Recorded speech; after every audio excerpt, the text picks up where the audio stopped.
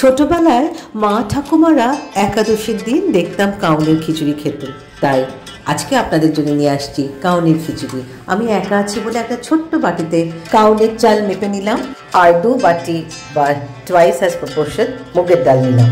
মুগের ডালটা ভালো করে শুকনো কড়াই বা প্যানে টেলে নেওয়া হয়, আর তারপর ফুলকপি, আলু, পটল সব বড় বড় করে কেটে দিলাম। আপনাদের কাছে গাজর, বিনস, ব্রকলি থাকলেও দিতে পারেন বড় বড় করে কেটে।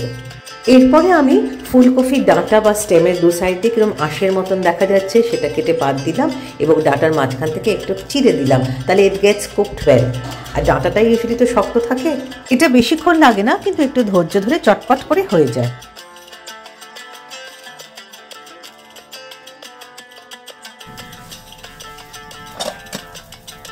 সব সবজি কাটা হয়ে গেলে এবার একটা ননস্টিক প্যানে একটু তেল গরম করে তাতে জিরে ফোড়ন, তাতে দারচিনি, আমার একটু গোলমরিচ দিলাম, তেজপাতা, শুকনো লঙ্কা আর ছোটো এলাচ না খুঁজে পেলাম না, তাই 2টো বড় এলাচই কেটে দিয়ে দিলাম।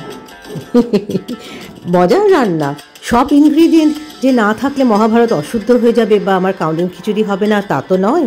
এবার সব ভেজিটেবলস একে একে করে দিয়ে দিলাম, দিয়ে নেড়ে চেড়ে একটু নুন, একটু হলুদ, ইচ্ছে করলে একটু শুকনো লঙ্কার গুঁড়োও দিতে পারেন বা চিলি ফ্লেক্স দিতে পারেন।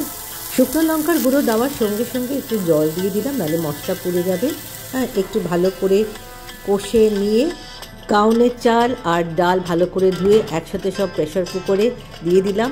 দরকার মতন আর একটু স্বাদ অনুযায়ী লবণ দিলাম। আমার কাছে গরম মশলা ফ্রিজে বাটা ছিল, সেটা কেটে কেটে দিয়ে দিলাম, করে একটু কাঁচা লঙ্কা, আপনারা চাইলে ঘিও দিতে পারেন, আমি ঘি খাবো না সেই জন্য দিলাম না। ব্যাস 2 সিটি, ম্যাক্সিমাম 5 মিনিটস টোটাল সিটি করবে and my khichdi is done. উপর থেকে কিছু শালটস, আর যদি পেঁয়াজ বলে না খান, ইতু পুজোর দিন না খাবেন, নিরামিষের দিন না খেলে না খাবেন, না দেবেন। আর শুকনো লঙ্কা বিচি ফেলে গোল গোল করে কেটে উপর থেকে ছড়িয়ে দিলাম, আর ঘি দিলে তো ওহ অমৃত।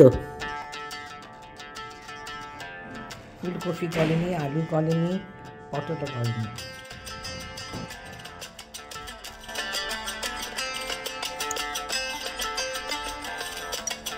খুব ভালো খেতে হয়েছে।